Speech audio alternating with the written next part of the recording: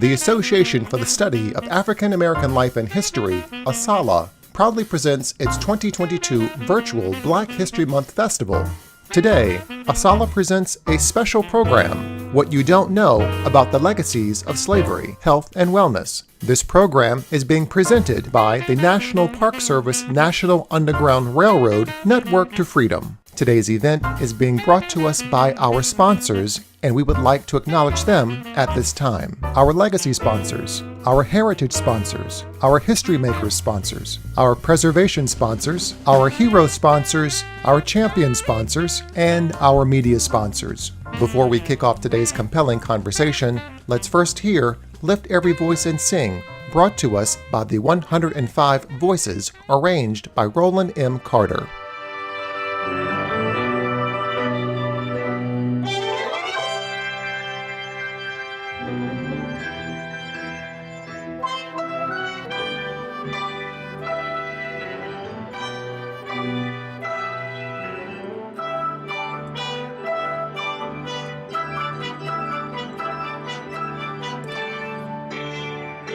Lift every voice and sing. Lift every voice and sing till the heaven ring. Ring with the harmonies of grace. Lift every voice and sing the stars the listening skies. Let it resound loud as the rolling sea. Lift every voice and sing. Lift every voice and sing a song. Lift every voice and sing a song. Facing the rising sun. Oh, a new day begun. Let us march on. Let us march on to victory.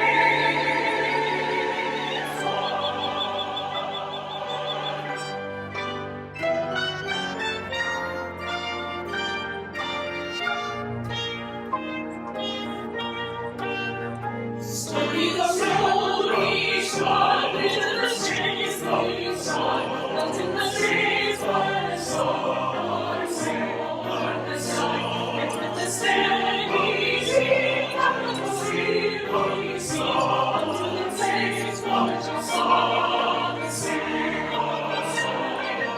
We have come, oh we have come, oh we that which is of importance. We have come, turning our breath in the Lord of the slaughter, out of the glory past, till now we stand at last, where no one clean our song is cast.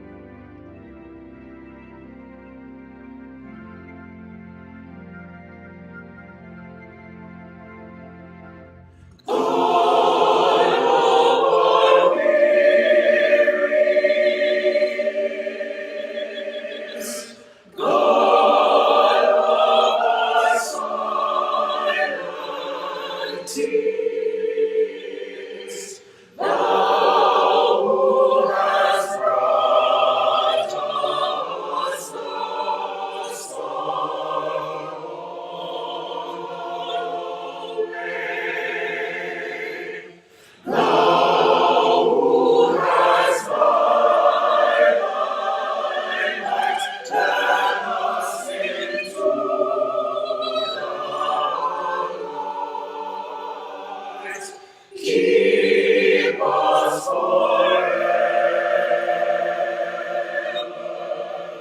in the path we pray.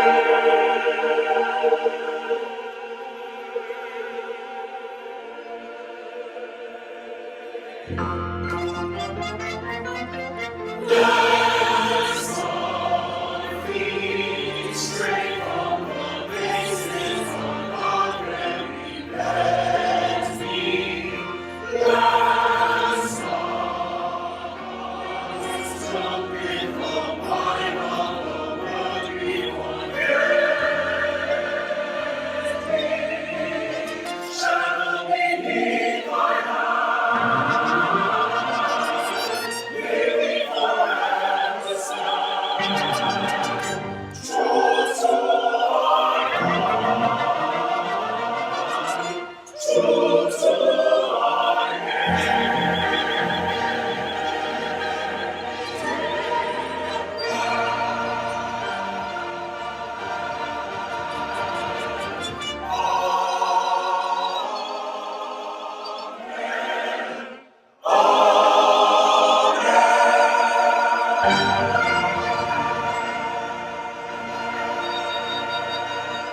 And now, let's welcome our MC for today's program, Dr. Diane Miller, Program Manager for the National Park Service Underground Railroad Network to Freedom.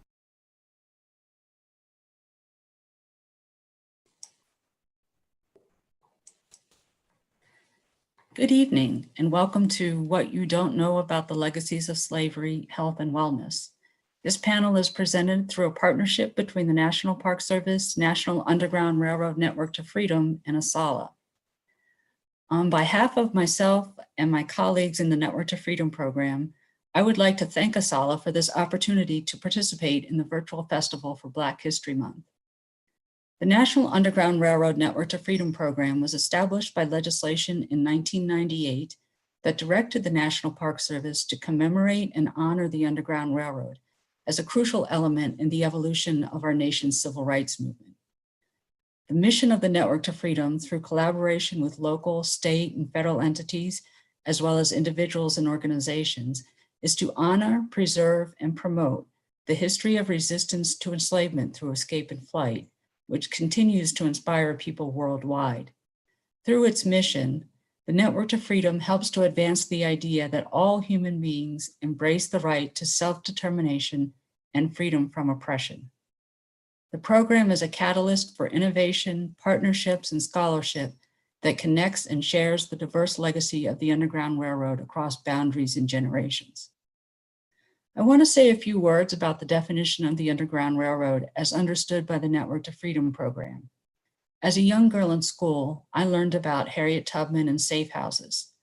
Working with communities across the country through the Network to Freedom program, I have learned the Underground Railroad was so much more.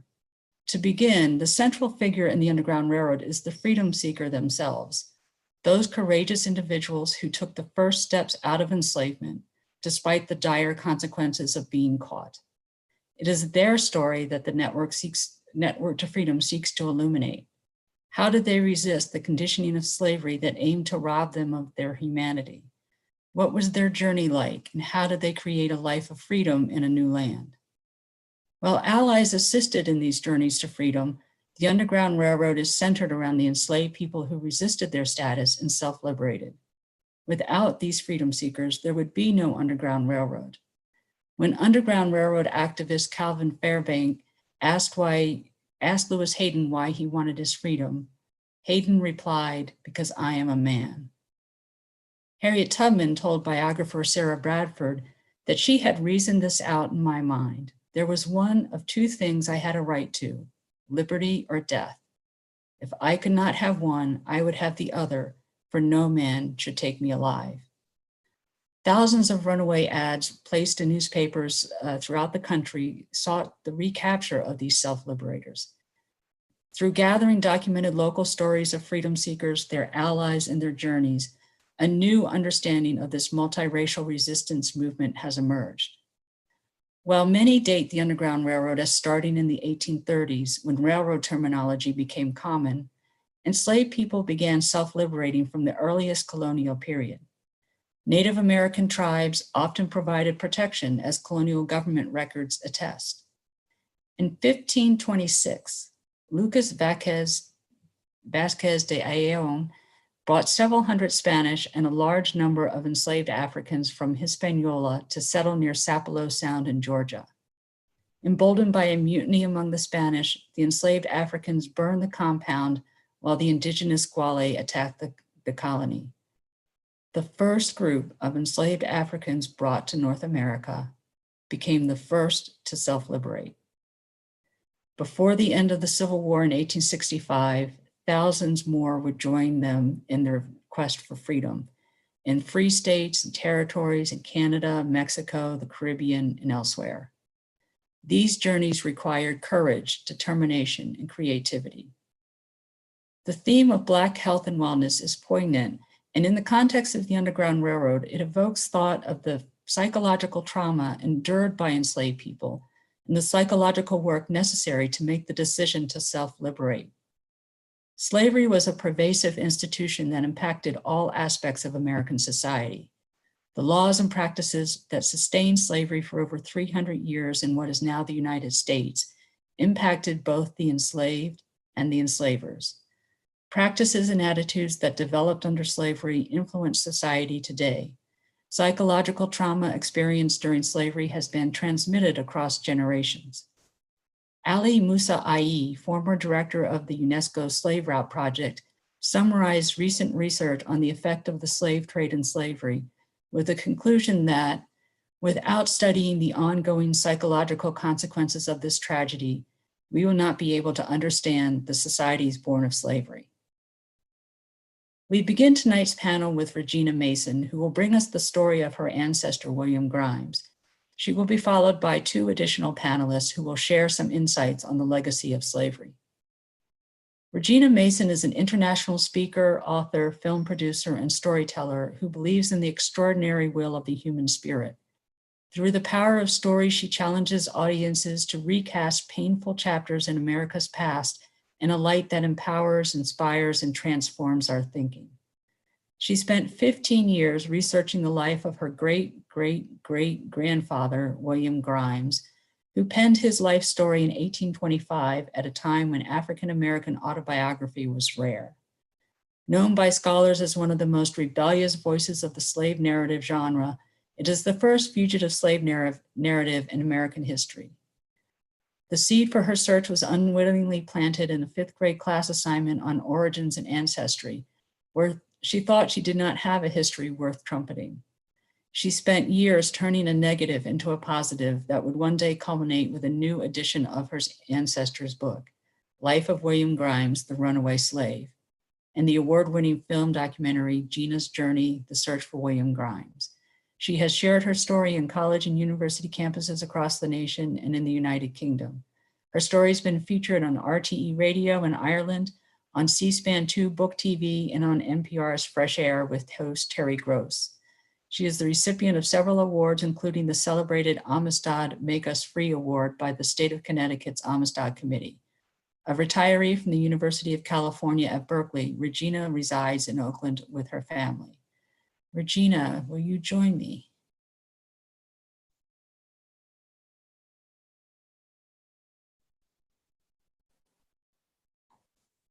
Thank you so much, Diane. That was a wonderful introduction. I'm going to get started right away. I have very limited time, but I want you to know, everyone out there, that genealogy for the African American is very empowering. It will help us write into history our ancestors who never had the chance to tell their stories. And my journey began with a story that my Aunt Catherine told me. Right now, what everyone is looking at is the 1825 edition of the Grimes narrative. I don't know how well you all can see that, but it says Life of William Grimes, the Runaway Slave. And in print, it says written by himself. Now that was a bold, revolutionary statement for a Black man to make in 1825 at a time when literacy was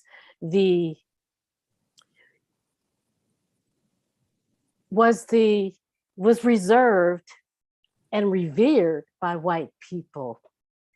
So William Grimes took a bold step in just telling his story. He was able to write himself into history. So what you are seeing on the screen, I must put into perspective. I want you all to understand this. Before any organized anti-slavery movement, before William Lloyd Garrison proclaimed himself an abolitionist, before the first African-American newspaper, Freedom's Journal, appeared, before Nat Turner's Rebellion, this book, The Life of William Grimes, the Runaway Slave, appeared.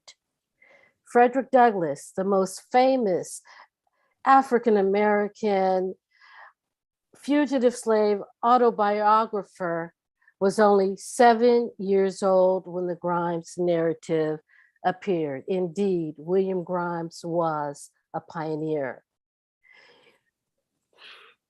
Without permission, support, sponsorship from the dominant culture or dominant culture. William Grimes's book is unfiltered, unedited, authentic, a voice of literary independence. And those are not my words. Those are the words of Dr. William L. Andrews, who is an expert on early African-American autobiography. When William Grimes sat down to write his book, he didn't do it because he was nostalgic or felt sentimental. He did it because he needed money. After 9 years of crisscrossing over New England as a runaway, his 10th and final master from Savannah, Georgia, tracked him down. By this time, he was a husband, a father, a barber by profession, and a homeowner. He had no choice but to give up the deed to his home, which was the roof over his family's heads. To recall or recount his life on paper was to reopen psychological scars that he just could not keep under wraps. Surely this trauma not only was his trauma, but it extended to his wife and his children as well. The pages of his book reeked of blood and gore from just horrible experiences, fights that he had endured with other slaves on various plantations. And he also wrote about the vicious oppression he had suffered under overseers and slave drivers who were often Black. I needed someone to help me make sense of this narrative. So I contacted Dr. William L. Andrews, who I mentioned earlier was an expert in African-American autobiography. And it was through Bill that I learned how powerful and precedent-setting the Grimes narrative is. So in 2008, and if you can advance the screen, please, to the next slide, Dr. Andrews and I teamed up to produce an authoritative edition of the Grimes narrative. Now, what you're looking at is my book, Bill's book. But as you can see, it is also a replica of another edition of the Grimes narrative that came out in 1855. So William Grimes published twice in his life. But the most important narrative is the one from 1825. 1855 is everything that the 1825 edition was, but it includes a chapter about his life in old age. Now, William Grimes, on the cover of this book, he's about 70 years of age. William Grimes was the first person to go through slavery in the South and write about it. Think about it. For the first time in American history, we get to experience what William Grimes lived through from the words that he put to paper. So this was not from the perspective of the enslaver, but from the perspective of one who lived it. The Grimes narrative is significant for lots of reasons, but one very important reason is because he does not only tell you about slavery in the South, but he also tells you about what it was like to live in the free North.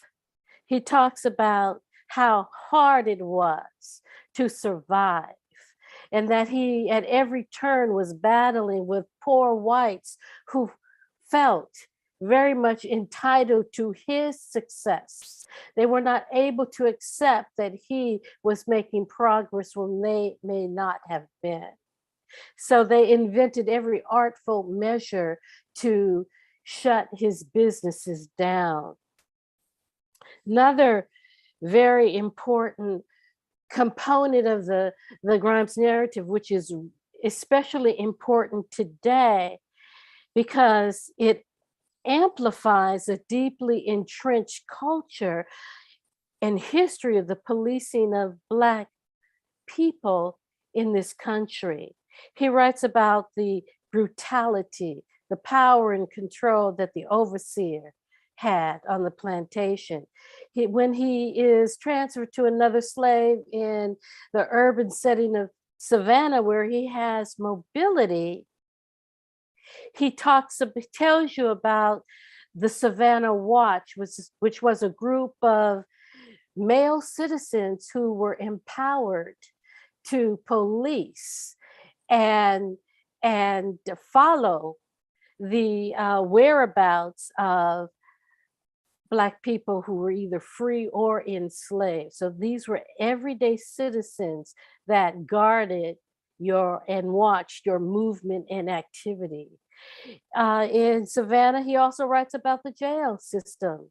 That remains one of the earliest accounts written from the perspective of one who actually was enslaved and jailed in that particular system. He witnessed firsthand the inhumane treatment that enslaved men and women endured in jail for the slightest offense. In New England, he describes encounters with ordinary citizens empowered to deputize Black people with questions of their whereabouts or their actions. Today, we see that same sort of self-appointed deputization from ordinary citizens that have, in extreme cases, ended tragically. Trayvon Martin, Ahmaud Arbery come to mind. The life of William Grimes, the runaway slave, is indeed a case study in the enduring historical harm and trauma that was born from slavery. But it is also a mirror to America to remind us where we have been, how far we have come, and where we need to go. Back to you, Diane. Thank you so much, Regina. I now want to introduce our other two panelists. First is Dr. Benjamin Bowser. He's an emeritus professor of sociology and social services at California State University, East Bay. He was the university's outstanding professor in 1996. As a sociologist, he specializes in research methods, public health, and community assessments. He has served on 3 Institute of Medicine expert panels focused on drug abuse and HIV risk. Dr. Bowser was elected president of the Association of Black Sociologists in 2004, served as interim dean of his college and department chair. He was a visiting professor at the University of Paris in 2005. His books include co-edited with Duke Austin, The Impacts of Racism on White Americans in the Age of Trump, co-edited with Amy Charles Nicholas, The Psychological Legacy of Slavery in the Western Hemisphere, with Chelly Devadout, Racial Inequality in New York City since 1965, and Paul Lovejoy, The Transatlantic Slave Trade and Slavery, New Directions in Teaching and Learning. Dr. Bowser, will you come forward? Thank you, Diane. Thank you. I also want to introduce his colleague, Dr. George Woods, a former top salesman for IBM Corporation before going to medical school.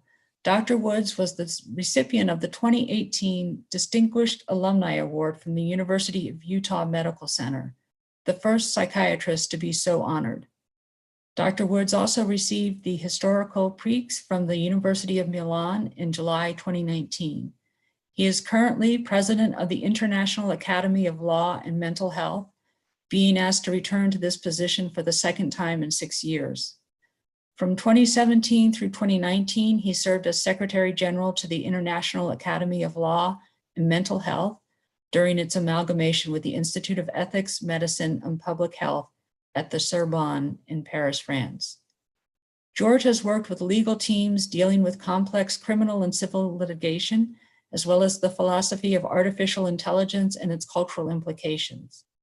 He is also Chief Scientific Officer of Crestwood Behavioral Health, a major provider of behavioral health services in California.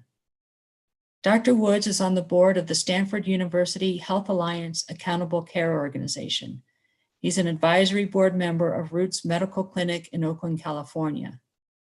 A faculty member of New York City's Practicing Law Institute, he teaches accommodation issues of the American Disability Act and the cultural implications of artificial intelligence.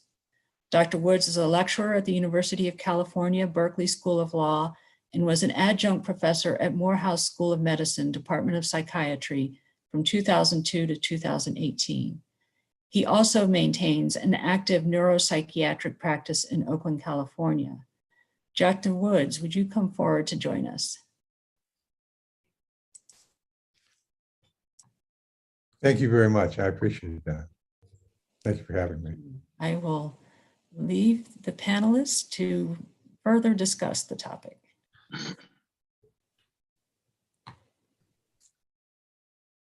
Well, I have to say thank you all for inviting us. We've been looking forward to this session, and we have a PowerPoint that we would like to share with everyone.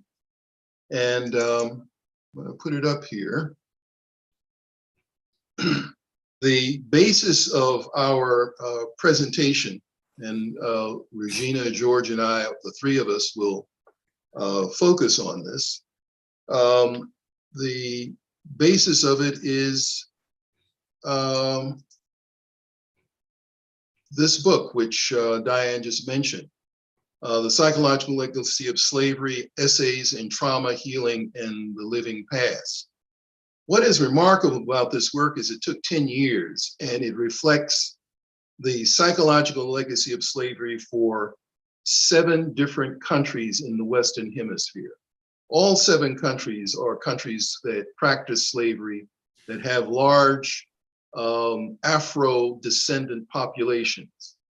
When specialists from all of these countries got together in a conference, we were all shocked to find that the same issues that exist in the United States also exist in Brazil, in Cuba, in Mexico, in Peru, Venezuela, and on. And it was almost as if we were, you take the name off the country and the condition and the circumstances of where the legacies of slavery have remained the same in country after country and country after our, long after slavery ended, and despite the fact that all of these countries had different histories.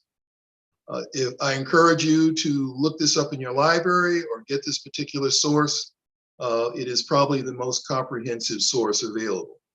It was made possible by the Slave Root Project for UNESCO. This is a UNESCO project that sponsored much of the work that came forward. So now, let's quickly go through some of these legacies. Every single one of these issues were issues that evolved, developed in slavery, and have continued into the present. And what we're going to focus on initially are the negative social legacies. First of all, colorism, assigning greater value to lighter skin color. Those of you who are older know that there is a common expression in the United States that summarizes colorism. That is, you're all right if you're white, if you're brown, stick around, and if you're black, get back. I think this is self-explanatory. Second issue, skin bleaching in Mexico, Brazil, United States. This is a multi-million-dollar, if not billion-dollar industry, skin bleaching, primarily by African-American women, dark-skinned women trying to become lighter in color.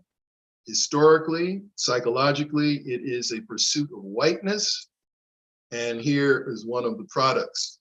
You go into some of the stores, you'll notice this, but women aren't the only ones with this issue. These creams are also used by men as well. Hair straighteners.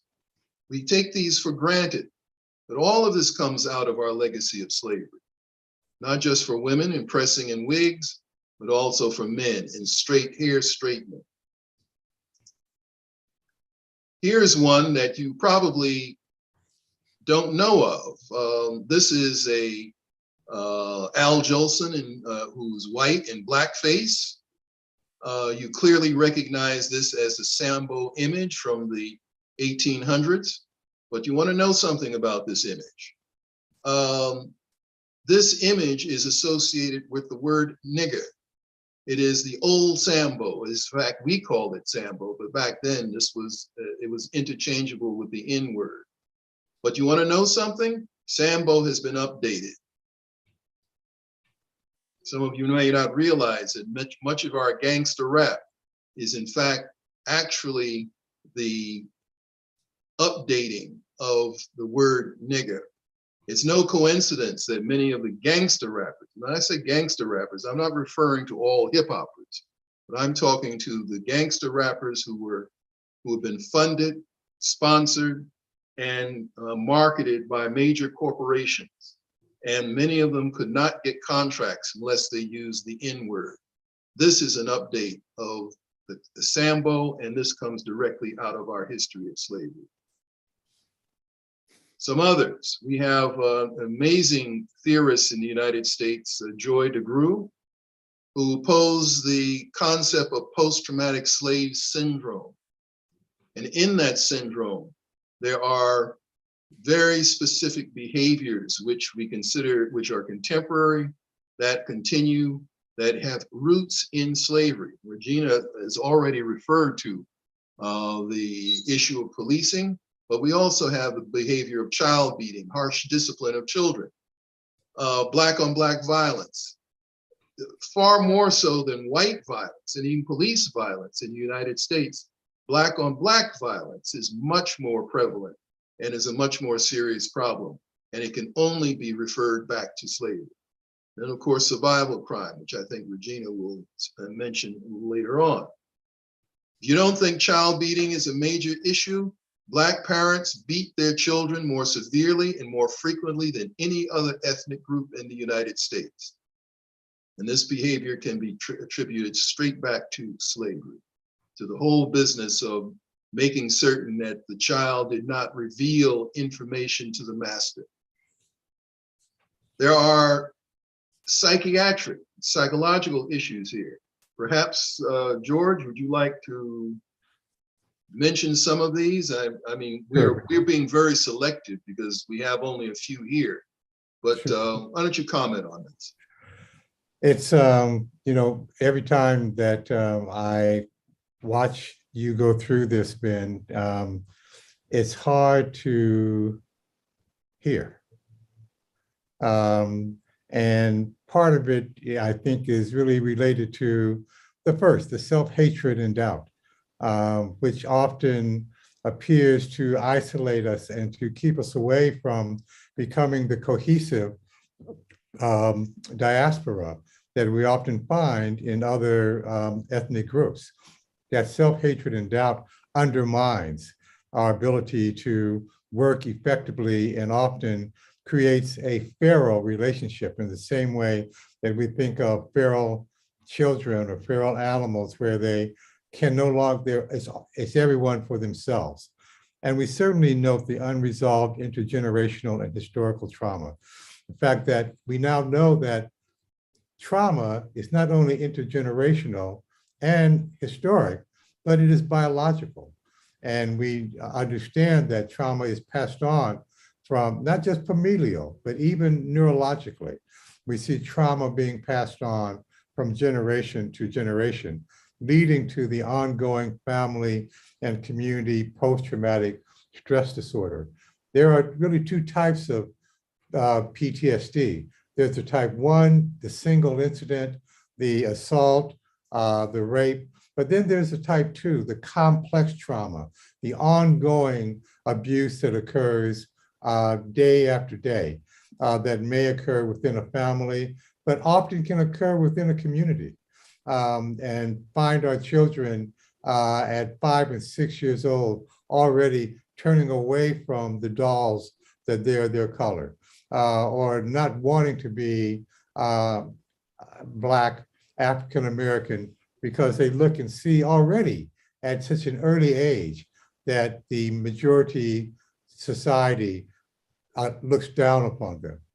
When we talk about high blood pressure, and not just high blood pressure, but diabetes, dementia, we see higher prevalence of these disorders within the African American community. And once again, we're often blamed for this. We say, well, look at what you eat. Look at the food that you eat. Yet many of our communities are food deserts. Without the opportunity to have healthy food, without the opportunity to have gardens. As Dr. Fatima Jackson has shown, also much of this high blood pressure and other medical illnesses go back to this intergenerational resolution, where for example, the problem with salt. It's not just a function of salt intake. It's also a function in many African Americans of the sensitivity to even normal amounts of salt. Yet this often is reflected in terms of, well, you eat too much, you eat the wrong things. What does this lead to? Depression, of course. Anxiety, of course. Now we're seeing African American children having an increasing rate of suicide between 2010 and today, in 2019, an increase of 80% in the amount of suicide among African American children and adolescents. One other thing I'd like to point out, though, is that going back to the fourth bullet, high blood pressure, diabetes, these often have psychiatric consequences as well. These illnesses often lead to problems with depression, often lead to problems with anxiety that really come from our medical care, the lack of medical care, the lack of access to appropriate medical care. Ben? Okay. I'm going to quickly run through these sources of resilience, because we have a whole nother aspect of this. Negative legacies weren't the only thing that came out of slavery. Some very powerful, positive legacies have resulted. Now, just notice flexible family form as one. Of course, all of these points I've done courses on all of these points. So the only thing we have time for is just highlight them. Flexible family form, fundamental spirituality. Now here we're not talking about religion. We're talking about something real deep up under religion. And that is a fundamental spirituality that is a part of our African legacy. The displacement of trauma in therapeutic ritual. Here, have you ever been to a concert? Go to a dance. People, these aren't simply, as Europeans say, entertainments, forms of entertainment. These are rituals of therapy, where people bring to the stage, bring to the concert, bring to the party their problems, or to church. Certainly, we recognize the therapeutic value of Pentecostal churches, but we don't often recognize the fact that our music, our poetry, and dance have similar displacement functions of trauma. There is this in our achievement in the academy and in sciences, of course.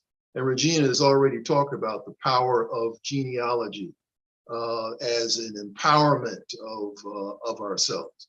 I'm going to come back to some of these because we've got to get Regina involved in this, but I wanted to mention there's a whole nother set of negative consequences of slavery, and that is for the descendants of slave masters and their surrogates. And by surrogates, I mean European Americans who have incorporated the slave master mentality.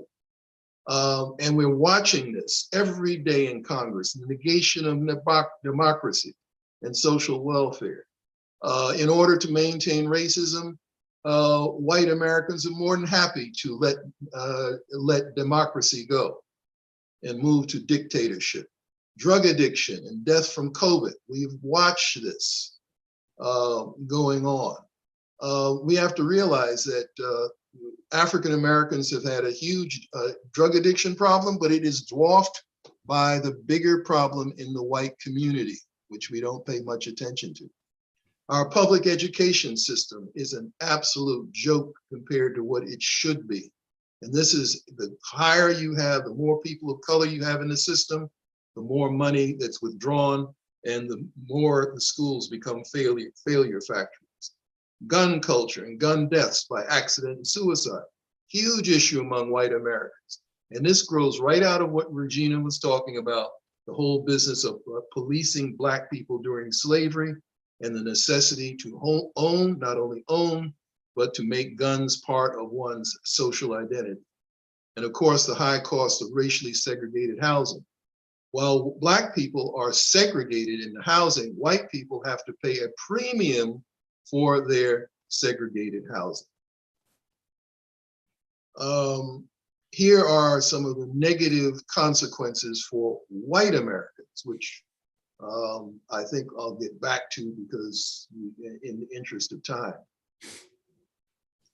Regina, would you care, let's go back here and talk about the, I've skipped over your remarks about the need for Black codes and Black policing. Absolutely. Well, definitely there was a need to keep Black people in place.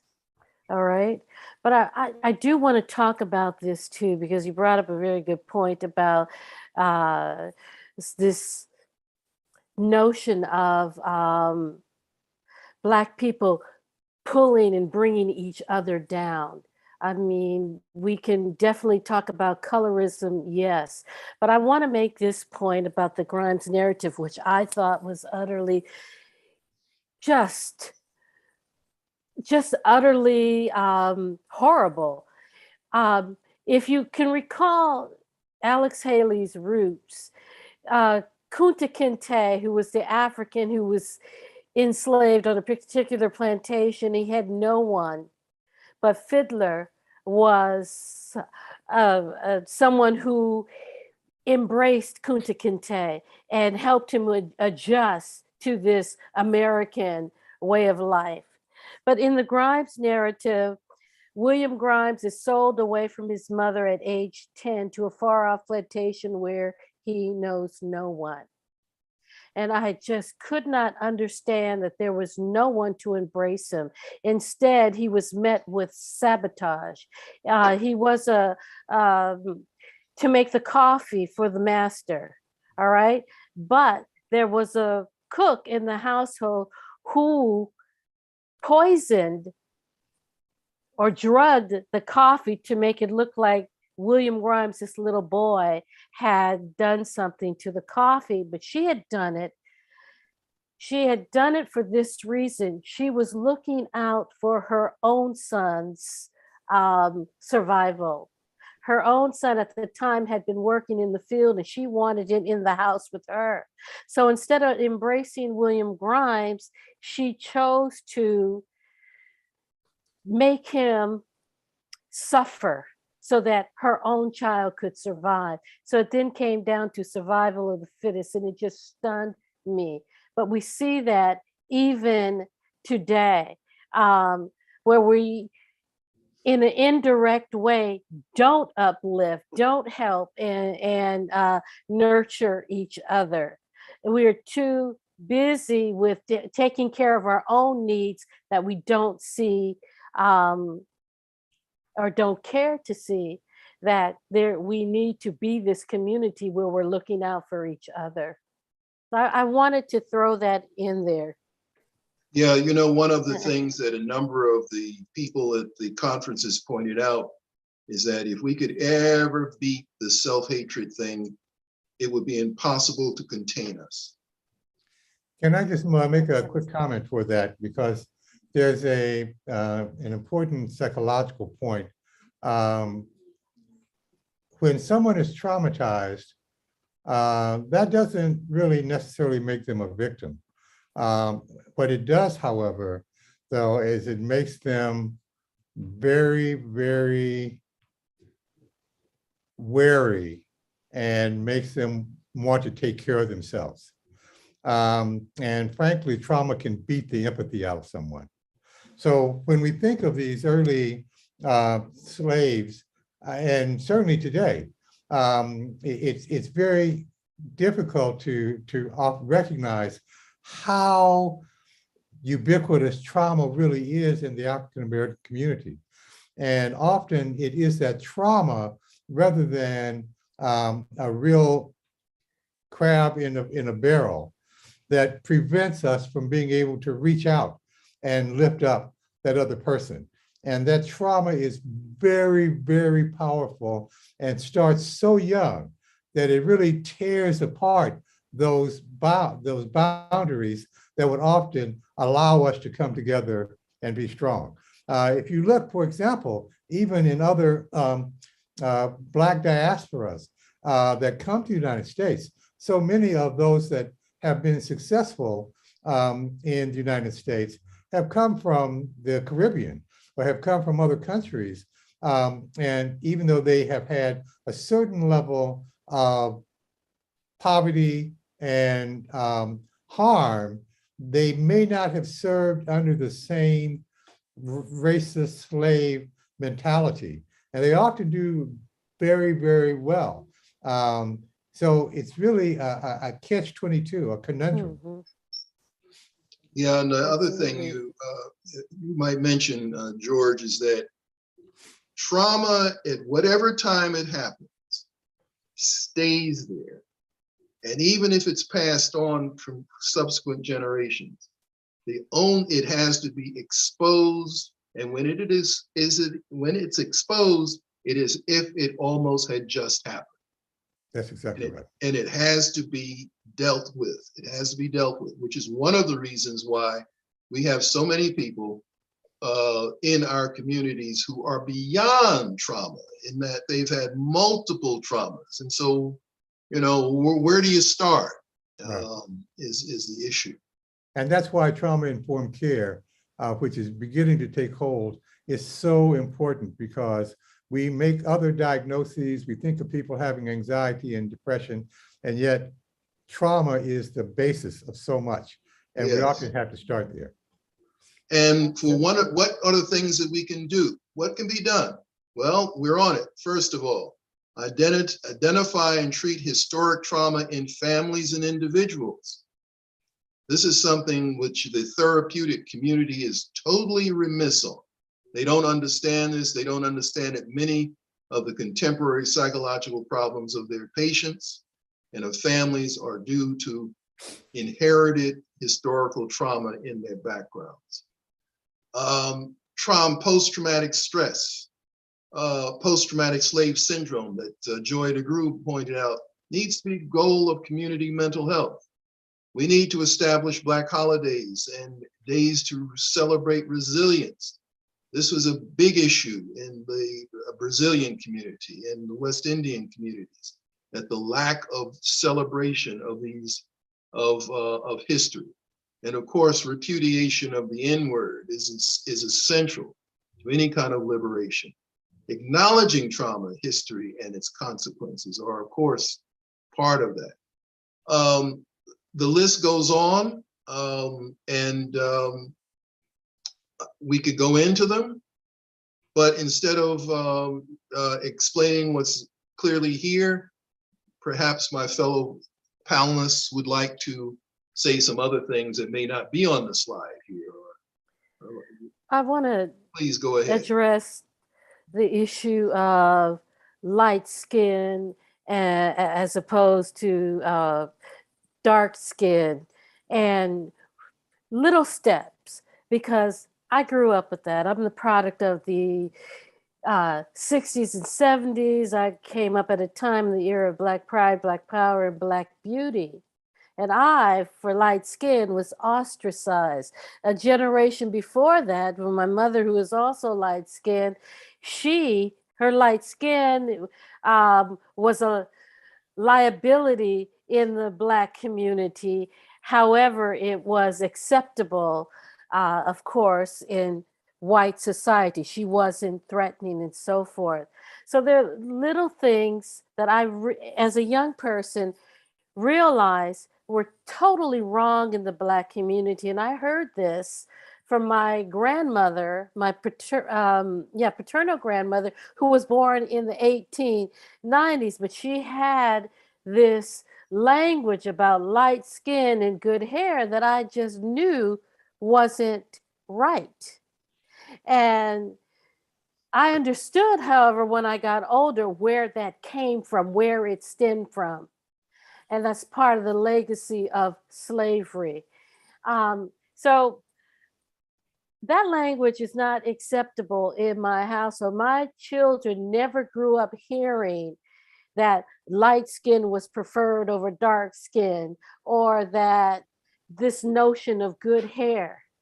So my children heard it outside the home, but it was something that was not acceptable in the house. So we can just take little steps to fend off those ills, then we can see progress in the next generation. And I'll leave it at that. Well, Yes, I George? agree.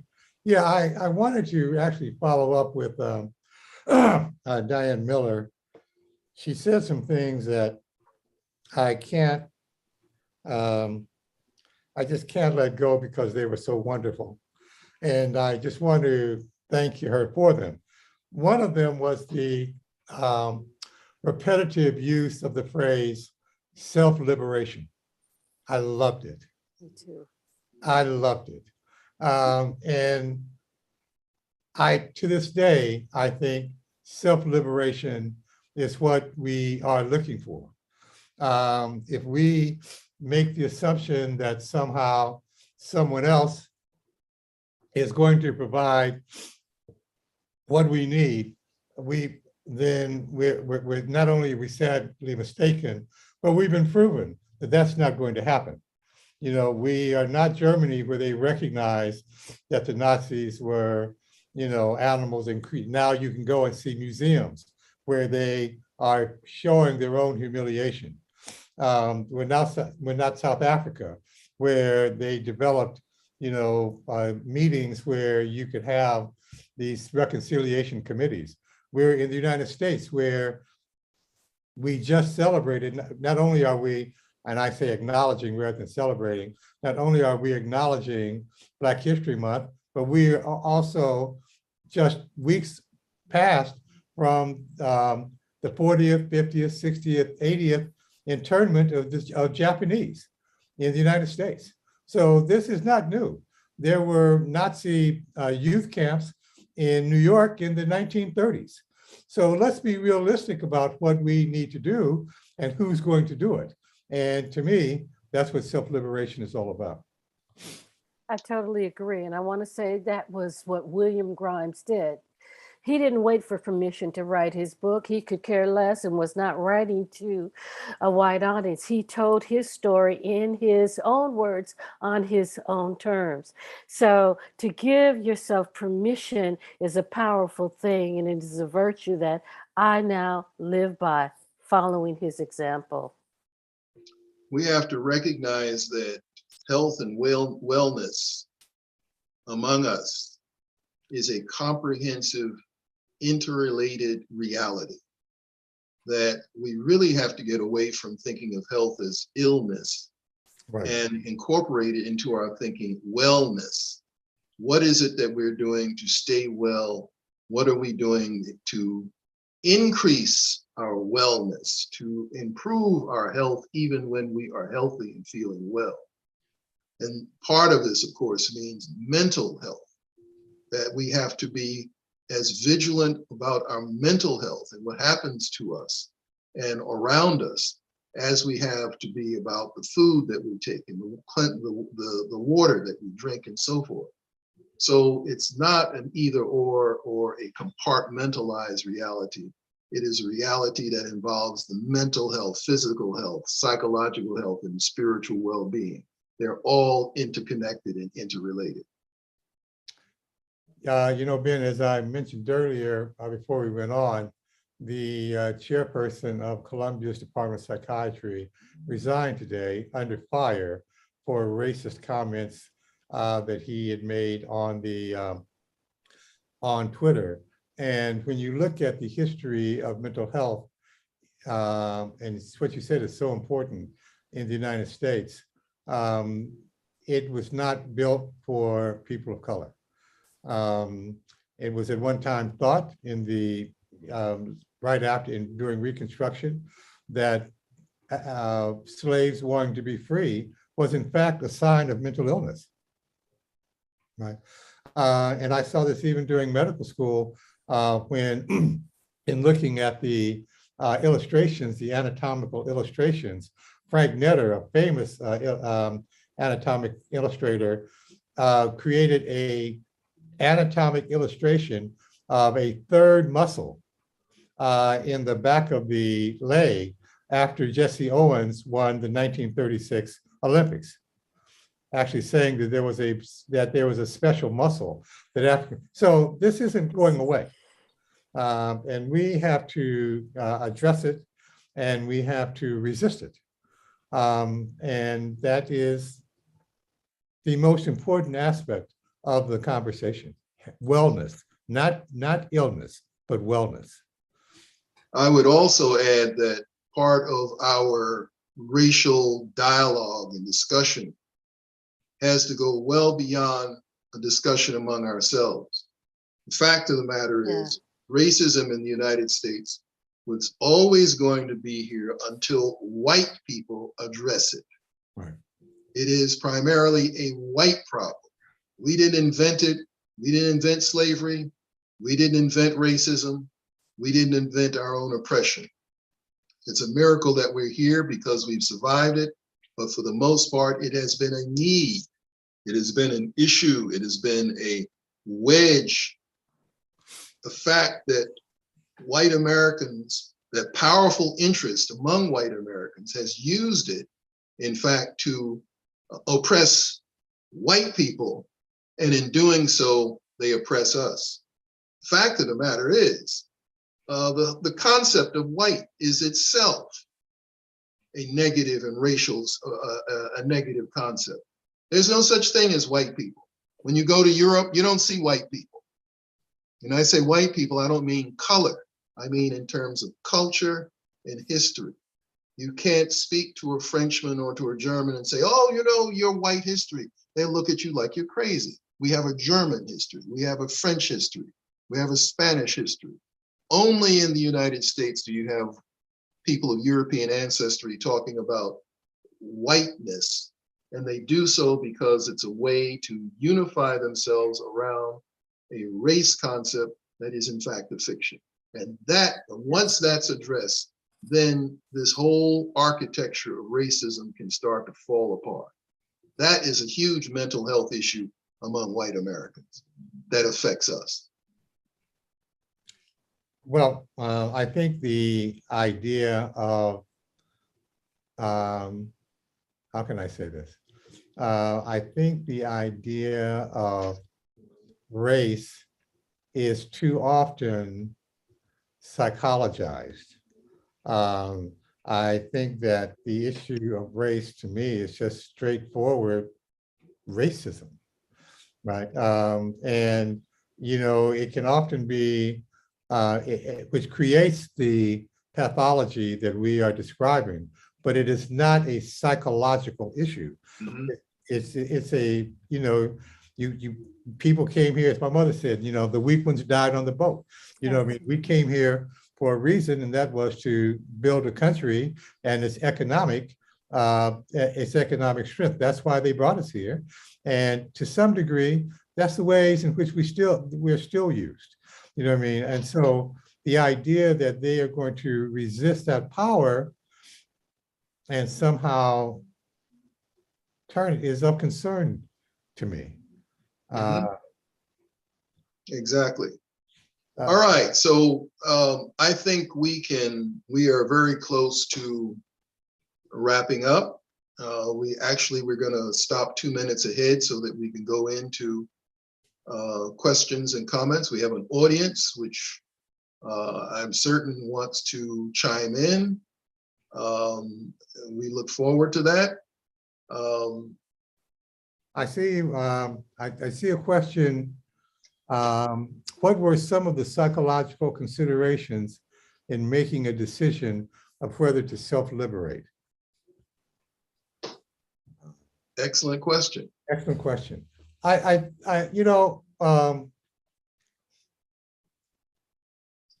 We talk about psychology much differently in the West than we do in other cultures. In the West, psychology is much more of an abstract concept that is not nearly as interwoven with your everyday life. And the idea of self-liberating as a slave, it was to me very simple and not really psychological. It was a matter of being free. You know, you had been free. In your country, you may have been poor. You may have not been, but you had been free. And to not be free is what added the psychological twist. To be free was not the psychology. To not be free, it's what it added, this because it added trauma that you still see. Regina, Ben? Yeah, Regina? No, I definitely agree with what you said, Dr. Woods. I go back to William Grimes, who never accepted enslavement. In fact, he said that he would die resisting. He also said if given a chance, he could have done so much more with his life. And so he self-liberated from the beginning, even though the outside world tried to hold him down at every turn. But he went to his grave fighting to be accepted as a citizen in the United States. So he was not waiting for permission. He was seizing it. And I think that's very empowering. I think Grimes was an example of something that George mentioned, that it wasn't primarily psychological. It was complex, it was psychological, but it was circumstantial as well. Right. Fascinating thing is when you look at what we do know of the narratives and descriptions of African Americans who escaped and who sought to escape slavery, they were always there was something about them where they had an angle. They either had some literacy, they had some exposure, they had some particular skill. They were not necessarily the most downtrodden, most oppressed among slaves. They generally had some way of knowing that there was something else out there. I think that's go ahead. Dr. Bowser, I think that's a great point, because I remember many years ago, a colleague talking about how slavery conditioned people, all aspects of society, the enslavers, the white people that didn't have enslaved people, the enslaved people themselves, free Black people, everybody was conditioned for their role in that society. And I think people who self-liberated like William Grimes, they didn't accept that role, right? Regina, you said. Yes, yeah, they were marginal. Right, they wouldn't internalize that they were supposed to not have these abilities and these desires and capabilities. There's another question here in the chat box that I'd like to address. And Ben, a few slides back, there's several great questions. One on the relationship between Latinos, Latinx, and Black population. But the question that a few slides back one indicated poor effects on whites, but was skipped. Can remarks be made about that before closing? It might be instructive. Would you like me to go back? I can go back to that. Yeah, and let me, and I've said this too much, but I'm going to say it again because it's kind of my mantra right now, and that is people of color in America are the canaries in the mines of America. People of color in America are the signals that something is wrong with our country. And just like the canaries in the coal mines were there to let the miners know that there were noxious fumes in the mines and they should get out, what is happening to people of color in America is beginning to happen to white folks as well.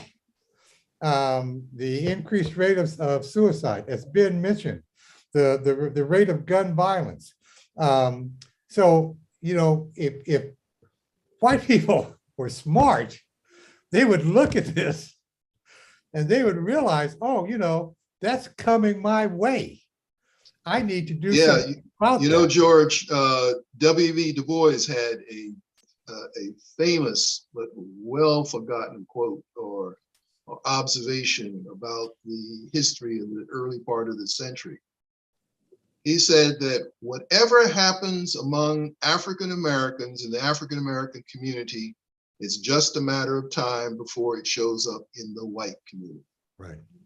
That is, the techniques of white oppression are tried, tested in Black communities, and if they work, then they're used on white communities. Right.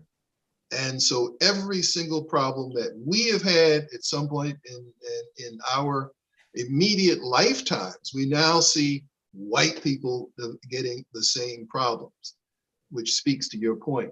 Right. That if they were looking at the cost of racism to themselves, they would recognize that when they oppress us, they oppress themselves.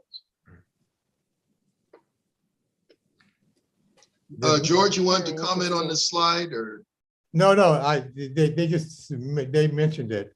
Okay. But there was another comment on working together interracially, and which I think is so important. And Ben, you mentioned that. Would you?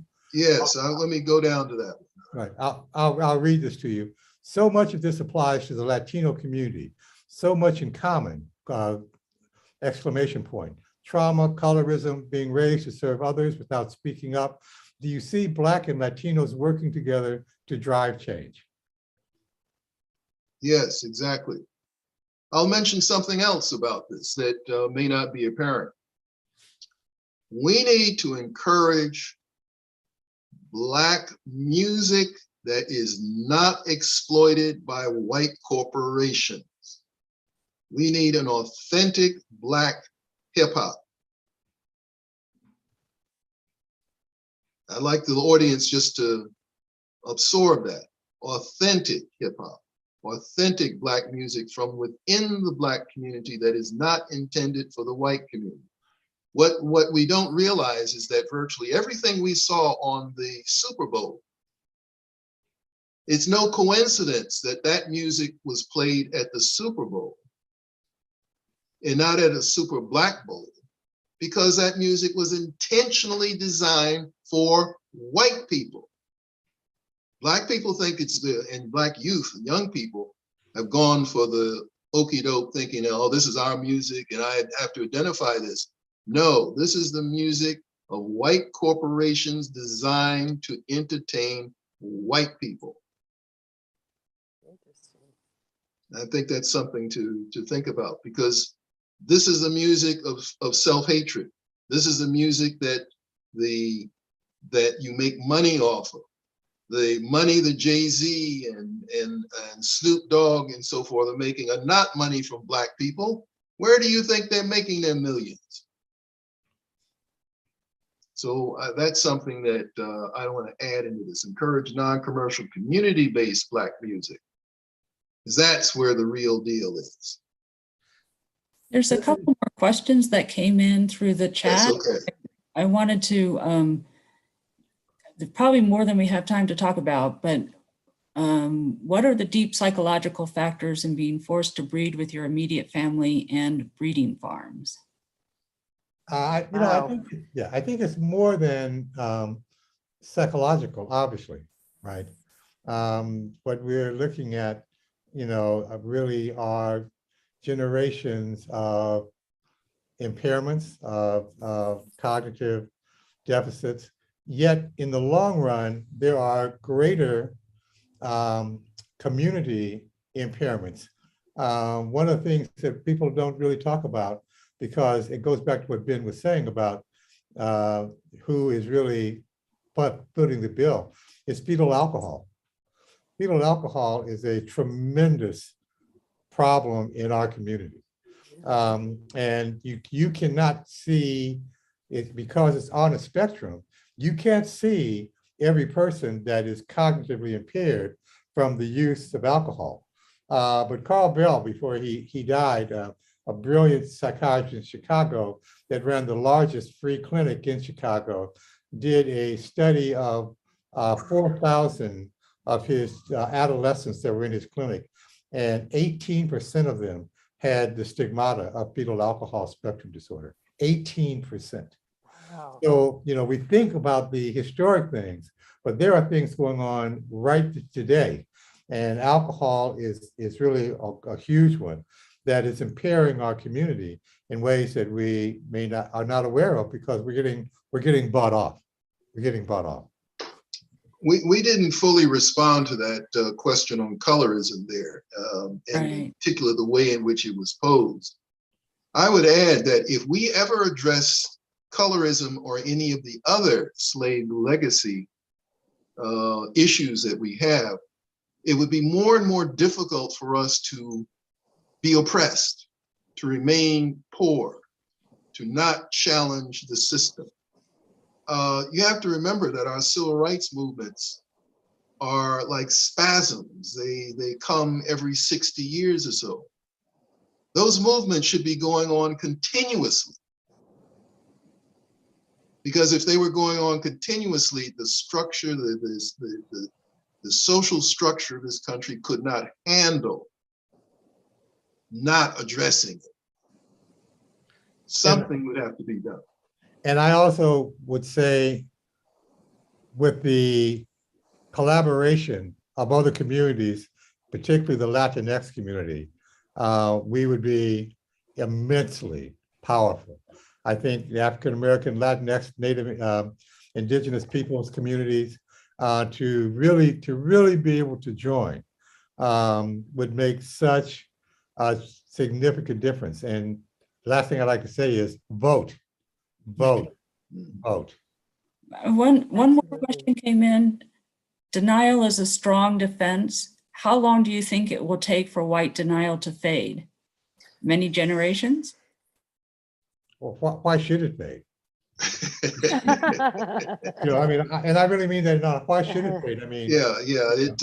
It's self-evident. I mean, if it fades, then whiteness disappears, and people who call themselves white will have to really confront who they are culturally and historically.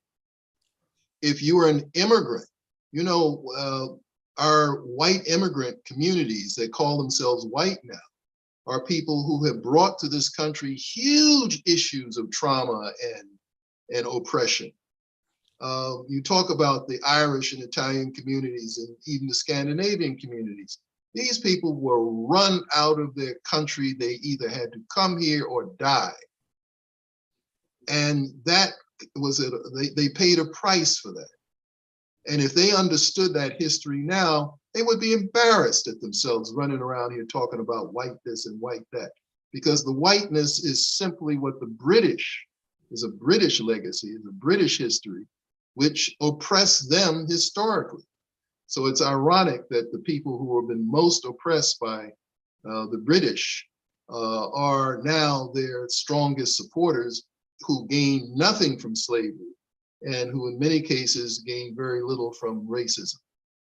Mhm. Well, I hate to do this, but I think we are out of time. So I really want to thank the panelists for an insightful and thought-provoking discussion. I think we could probably discuss this for hours longer. I'd also like to thank Asala's technical team for the outstanding support that they brought to this evening's panel. And I invite all attendees to enjoy the upcoming performance by the HBCU choir from Morgan State University singing Even Me. Thank you everyone for joining us. Thank you. Thank Goodbye. you.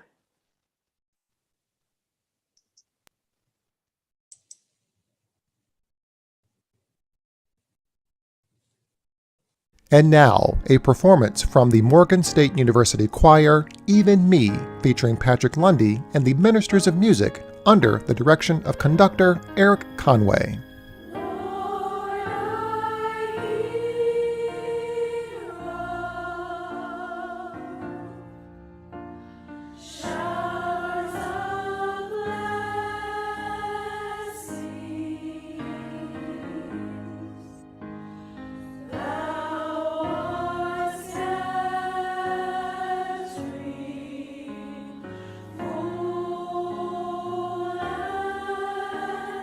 Free.